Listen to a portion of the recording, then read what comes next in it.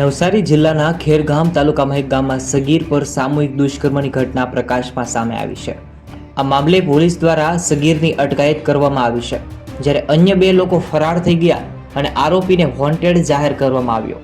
નવસારી ખેડગામમાં સગીરા પર આચર્યું દુષ્કર્મ, કિશોરની અટકાયત અને હાલમાં આ અંગે વિગત મુજબ ખેરગામ તાલુકાના ગામમાં પતિ પત્ની તેમજ તેમના બે સંતાનો રહેશે।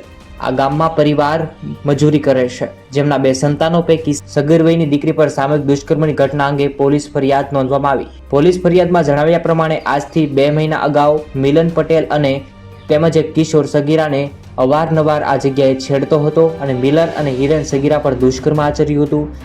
ત્યારે આ લોકો દ્વારા આવી રીતે દુષ્કર્મ આચરવામાં આવ્યું હતું। આ બાબતે સગીરાએ પોતાના માતા પિતાને આ વાતની જાણ કરી ખેરગામ પોલીસ સ્ટેશનમાં ત્રણેય વિરુદ્ધ ફરિયાદ નોંધવામાં આવી, જેના આધારે પોલીસે પોસ્કો હેઠળ ગુનો નોંધ્યો અને હાલમાં આ ગુનામાં સંડોવાયેલા કિશોરની અટકાયત કરવામાં આવી છે।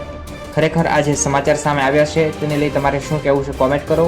આવી જ રીતે તમારા મોબાઈલમાં દરરોજ નવા વિડીયો જોવા માટે જેડી ન્યૂઝ ચેનલને સબસ્ક્રાઇબ કરો।